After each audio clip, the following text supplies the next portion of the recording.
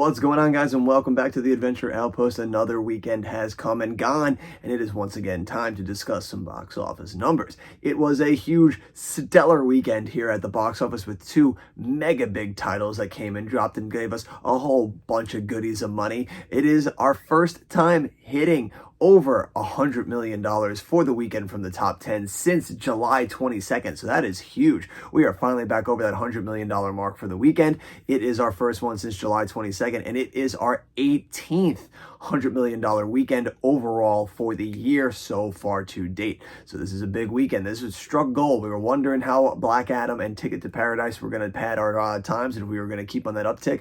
We are on that uptick, baby. We are shooting for the moon now.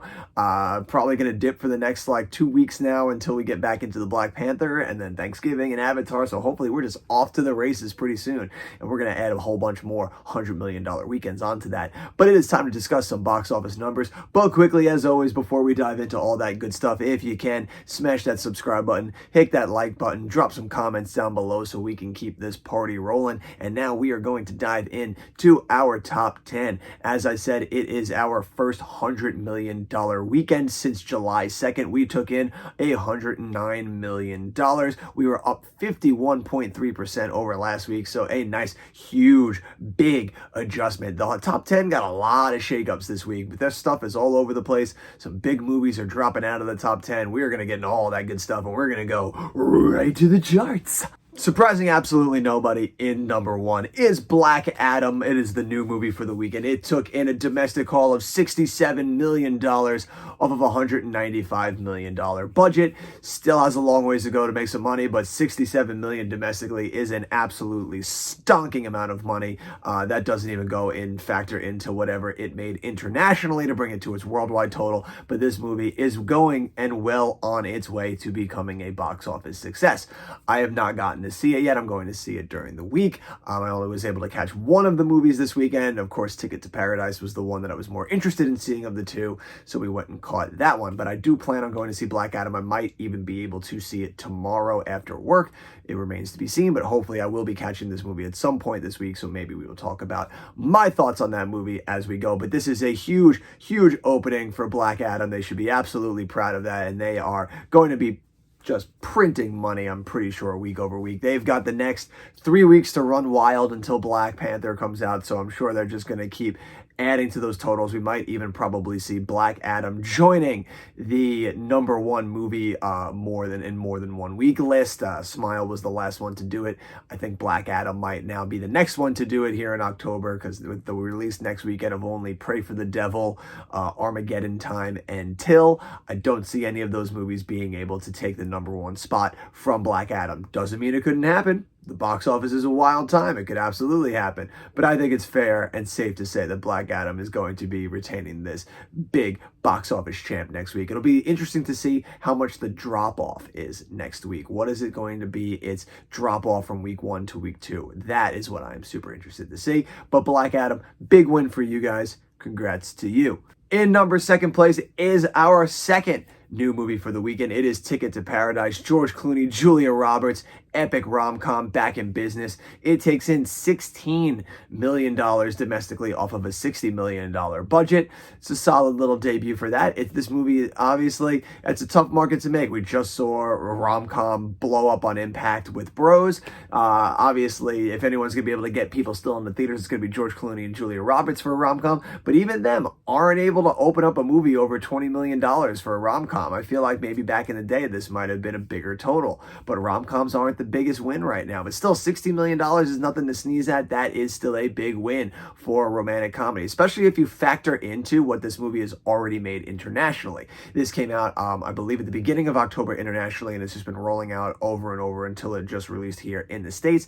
So at this point by now, this movie normally be looking at $16 million domestic haul off of a $60 million budget. We'd be going, oh boy, this is going to be an interesting climb for these guys. But this movie has already made $80 million internationally. internationally. So now at this point, we're just getting into that point where we're just going to start printing money now. Obviously, we don't know how much it made or how much it had to spend off of marketing, but it's fair to say that with this total here and what it's been making internationally and over time, this movie is going to be making some greenbacks. Won't be an absolutely runaway hit, but it still did enough business internationally and enough people in the audience that this movie is going to make some money for them. It'll also be interesting to see is how well it does with its legs. How is it going to do week to week? Because with middle-aged people, this movie seems to be a big win. There are a lot of middle-aged moms and dads and pops and date night, everybody coming to this movie this weekend. So this movie might have some good legs. It remains to be seen. We're going to watch it week to week, but as it's rolling out internationally, this movie is making money. So I think if anything's going to do it, this movie might just continue. It might be like some of those movies that we've seen that have just quietly stayed in the top 10 week over week. This movie is probably good counter programming right now to people that don't want to go see horror movies or that don't want to go see superhero movies. This is a nice movie that's a nice little niche for them that they could go and catch it, and it's going to keep them in the seats. So this movie might make quietly a lot of money. We're obviously going to keep watching along. We'll see how it goes, but I think this movie is going to surprise all of us by the time it ends its run here in the top 10. Number 3 is Smile in its fourth week, dropping 33.5%, taking in $8 million for a total domestic haul of $84 million off of a $17 million budget. This movie just making money. Right now, we're just charting along to see when and if it's going to cross that $100 million domestic haul. I would have said for sure thing it was going to happen, but I don't know. It's starting to really slow down now as it's getting more competition to face off in. So I don't know if it's going to make that $100 million. I'm still optimistic that it's going to cross it. Yeah, but it's going to be close, I feel like, because next week is already the Halloween, and then once you get past Halloween in November, these horror movies just die off. Like, just people just stop fucking caring about horror movies once you get past the 31st. So this movie really only has like another week to get it there. And if it's already down to 8 million, it's going to make less probably next weekend with even more competition against Halloween and Pray for the Devil, but then also fighting with Black Adam and Ticket to Paradise. I don't know if it's going to have that last little bit to get over to the 100 million domestically. I'm hoping. I'm sitting here hoping. Great fun movie. Movie deserves to be a $100 million domestic blockbuster. So hopefully Smile has it in it to get over to that $100 million threshold. In fourth place is a movie, oh my God, that we really got to talk about. Halloween Ends in its second week, dropping 80 fucking percent. That is astronomically insane. That is the highest total I've seen on a drop off in a long time. We're going to go to a chart later and talk more about that domestic drop off from week to week, but that is fucking absurd. 80%. That is not where you want to be. The people behind the strategic releasing it on Peacock stuff are just got to be kicking themselves in the ass. Week to week horror movies always have that huge drop off, but 80% is fucking insane. But it takes in $8 million for a total domestic haul of $54 million off of a $30 million budget. So this movie is just over the mark where it's just slowly starting to make money. Again, we don't know what its marketing cost is, so we don't know how much more it has to go to start recouping and being in the green, but this movie is just teetering on the edge, and it is insane that you have such a huge drop off for this movie off of what's supposed to be a franchise ender to be ending with such a tepid reception.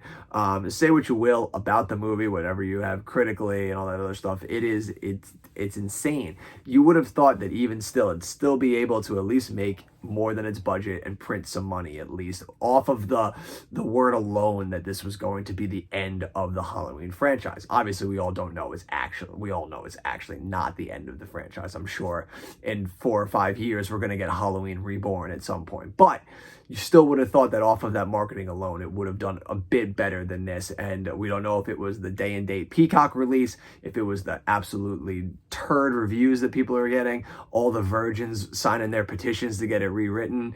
All of these factors have probably played some part in making this movie into such a mediocre affair, and it's a shame to see. But That's the box office for you sometimes. The box office doesn't give a fuck about your feelings or opinions. The box office is just going to do box office shit. And that's why this is so much fun to chart along with and follow along with week to week, because you get crazy shit like this happening. It is a wild ride. And finishing us off in the top 5 is Lyle Lyle Crocodile, holding strong while it still can in the top 5. In its third week, it drops 42.9%, taking in $4.2 million for a total domestic haul of $28 million off of a $50 million budget. Lyle, it's such a shame that this movie is not going to be able to recoup its money. This is a tailor-made family movie. I don't know if it's just that it came out in the wrong time. I would have thought this movie would have made absolutely stonking amount of money, considering that we hadn't got a good family movie since Minions. You know, families are always looking to bring their kids to something. I really thought Lyle Lyle Crocodile was going to be the one to do it. Turns out that is not the case. People are not showing up to this movie, and it still has a ways to go before it's making money, because that's not even counting your marketing costs. It is a shame that this movie is not going to do it. I saw the movie this past week. It's fucking adorable. It's a solid family movie. It's exactly what you want to have a family movie. It's cute. It's funny. It's sweet. It's not so childish that like adults can't enjoy it. There's something for everyone out of this one. It's just a nice, fun family movie, and it's a shame that it looks like it's not going to end up recouping its cost here. In 6th place, still miraculously holding on into the top 10. I think this is one of those movies that we're talking about, which is just quietly just hanging around in the top 10. And that is The Woman King in its 6th week, dropping 48.7%, taking in $1.9 million for a total domestic haul of $62 million off of a $50 million budget. This movie is just quietly making some money. Good for them. Good for The Woman King. Just a fun, solid action movie. We don't have much to talk about from this movie that we haven't already talked about, but good for you guys for hanging 6 weeks strong in the top 10. Not many movies get to do that. I never thought this movie would have as good of a run as it did. I was hoping it would, and here we are today getting to see, yeah, it did it. It did a solid amount. It didn't end up being such a bomb that, you know, like I worried that it might have become, but, you know, people went and saw it. It was solid enough to get those asses in the seat, and it is slowly but surely making a little bit of money now. Good for you, Woman King. We'll see how many more weeks you got that you can hang on to the top 10, but we salute you for these 6 weeks that you put in the game. In 7th place is the fucking Terrifier 2, that scary old fucking dog you. In its 3rd week, a whopping plus 83.9%. That is up to one big factor, and that is just the positive word of mouth from this movie. It started out in a limited number of theaters, and it did so well in those limited number of theaters, and there's such good positive word of mouth that it expanded to another group of theaters, and then since then it has expanded again. My theater just got it this weekend for the first weekend. Obviously, it had done so well, they decided, let's send it to my theater. This was a movie I did not want to deal with at all at my theater, because it had a 2-hour and 28-minute runtime.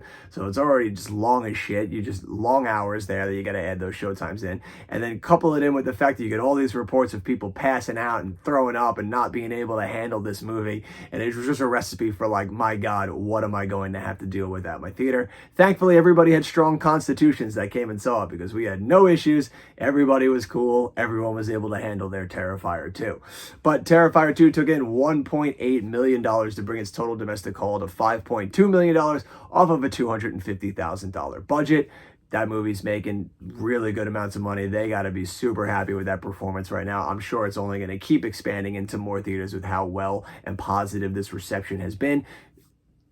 All the more power to you, Terrifier 2. I'm probably not going to get to see you. I never saw any of the other Terrifier stuff. I didn't even know this was a thing until I saw the poster for this and my buddy told me about it. I probably won't get a chance to see it while it's in theaters here, because obviously I would want to see the other ones before I see this one, and I don't see myself getting to see those while this one is still in theaters. But Terrifier 2, we salute you. Maybe I'll catch up and I'll see you guys all for Terrifier 3 in theaters. Rounding us out next in number 8th place is Don't Worry Darling in its 5th week, dropping 60.7%.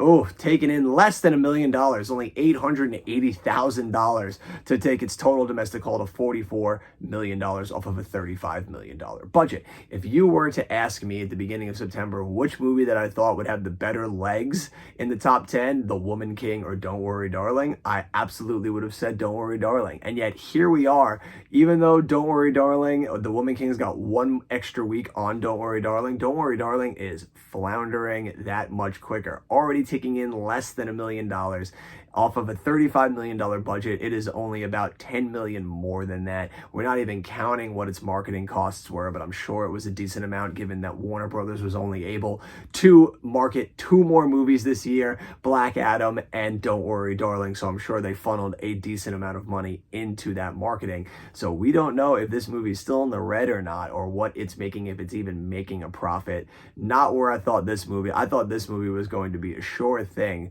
come the beginning when I saw the trailer and all the hype for this movie in the beginning, and then it just flew out the wind from there with all of its behind the scenes drama, all the crazy shit that's been going around with it. It is just taken a nosedive, and I doubt we are going to see it for very much longer here in the top 10. And then at number 9, a movie very much like Don't Worry Darling, we've got Amsterdam in its 3rd week, dropping 70.4%. Mother of God, these huge drop-offs. Amsterdam, also another movie, is not able to even recoup in its 3rd week, is already down below $1 million. It takes in only $818,000 to bring its total domestic haul to $13 million off of an $80 million budget. That is fucking insane. $80 million budget. God knows what the marketing cost was, but let's be conservative and say maybe they did another $20 million for marketing. So you're looking at a $100 million budget for a movie that hasn't even made $20 million domestically. That is fucking insane. And I doubt we're going to see this movie. This movie, if it's still in the top 10 next week, I will be fucking shocked and amazed. This is easily going to go down as one of the biggest box office bombs of 2022. It's a shame to see because the star power in this movie, I love everybody in this movie. It is such a shame that we're looking at it here, but it just goes to show you, man, the box office takes no prisoners. So what a sight to see. And rounding us off in our top 10 is Triangle of Sadness, a limited release movie in its 3rd week with a plus of 79.9%. This is another movie much like Terrifier that had a very small limited release and had, due to its positive word of mouth, has just expanded week to week. And here we see it now where it was able to do 79% better than it did last week, taking in $600,000 to bring its total domestic haul to 1.4 off of a $15 million budget. I'm sure this will only continue to increase as well as this movie continues to open up in more and more theaters with its positive word of mouth, all of the awards that it won when I think it was at Cannes, and some of the other places. So this movie is obviously one that's getting a lot of positive word of mouth. So I'm sure as it opens up in more theaters, more and more people are going to get eyes on it. I'm sure this movie, it might be able to make back its $15 million budget. That's not that big of a price tag for it to overcome. So hopefully we will look at this movie in the weeks to come as a box office winner. As always, we take a look at our top 10 worldwide for the year for 2022. Again, no changes in anything in its placement. We're just adding totals. Let's go to the chart and take a look. Top Gun still at number 1 with $1.4 billion. Jurassic World behind it with $1 billion. Doctor Strange in 3rd place with $955. Minions: The Rise of Gru at $932. The Batman at $770. Thor: Love and Thunder, $10 million behind it at $760. Watergate Bridge at $626. Moon Man at $458. Fantastic Beasts at $405. And Sonic the Hedgehog 2 hanging in the rear with $401. We're waiting to see how much longer Sonic the Hedgehog has. We got to see how quickly Black Adam is able to rack up some totals in the next few weeks. We might be looking at Sonic See You Later, Black Adam rising up the charts. We might have finally some shakeups in these big top 10s for the year so far. We also take a look here at our top 10 domestically. We're going here to the chart and taking a look. Top Gun still at number 1 with $716 million. Doctor Strange right behind it with $411. Jurassic World Dominion at $376. The Batman at $369. Minions: Rise of Gru, really coming close on it, right behind it at $368. Thor: Love and Thunder with $343 million. Sonic the Hedgehog 2 at $190. Elvis at $151. Uncharted at $148. And Nope taking up last place with $123 million. This is another one where we see how much longer does Nope have to hold on to before Black Adam just pounds its way up that chart, and we see how high up that bad boy is going to be able to take itself. And as always, before we get to our last chart here today, we like to take a look at our fallen heroes. That is our heroes who did their business in the top 10, but have since fallen out of reach and they've fallen out of favor with the public. They did their time and now they are sailing off into the sunset while they wait for their physical and streaming releases. So we take a look here at our chart of our gone but not forgotten heroes. We've got 3 Big movies taking their bow in the top 10. We've got Barbarian, after 6 weeks on the chart, is bowing out of the top 10. It is a movie that made a shitload of money. It was a huge box office win for them. Bros, on the other hand, is a colossal disappointment, a huge box office bomb on their front from Universal. Bros dips out of the top 10 after only 3 weeks on the chart. Such a shame to see for such a good movie, but hopefully it finds its home on physical and streaming releases. And then the big kahuna, the master of the year, Top Gun, after spending 21 fucking weeks in the top 10, finally in week 22, it bows off of the charts. My fallen heroes, you did your time, you made your money, you said your piece. The critics, the audience, everyone has spoken. We will see you on the physical and streaming releases. We thank you for your time in the top 10, and we salute you. And now our last chart that we're going to take a look at before we sign off here today is our biggest second weekend drops of all time. These are the biggest movies with the biggest drops. After looking at Halloween Ends with an 80% drop from week 1 to week 2, I had to look up and just see where that lands with all of these other movies. Was that big enough to put it in the top 10 of the biggest drops of all time? And it wasn't. It sits just outside of that, actually. It's actually not too far away. I believe it is 13th or 14th, just right outside of the top 10. But we're going to take a look here at this chart. We're going to look at all these movies that have the biggest drops off from week 1 to week 2 that I was able to find. This all comes courtesy of Box Office Mojo, which is where we're able to compile all of our mojo and our data on these box office numbers. So let's take a look at the chart here. We have in our biggest second week drops, we have a movie called Collider. I believe it's Collider or Collide. I obviously do not remember what I spelled correctly, but it dropped. It had a massive drop. It is at number 1. It had an 88.5% drop from week 1 to week 2. Behind that, National Champions with an 88.4%. Undiscovered with 86.4%, Slow Burn 84.7%, The Western Jane Got a Gun with 83.5%, Before I Go to Sleep with 82 flat, Geely, everybody's favorite Ben Affleck, Jennifer Lopez, romance, rom-com, whatever the hell you wanted to call that thing back then, dropped 81.9%. A medieval movie called Medieval dropping 81.7%. Replicas dropping 81.5%. A movie Bad Moon dropping 81.5% as well. You've got Return to the Blue Lagoon dropping 80.8%. The Friday the 13th remake dropping 80.4%. And then The Brothers Solomon dropping 80.3%. And then right behind that, sandwich right there, right now, we've got Halloween Ends with an 80% drop. So it wasn't quite enough to get us into the top 10, but it was floating right around there. It was just close enough to put it as close as you can get to the top 10. It was sniffing. It was right outside of it.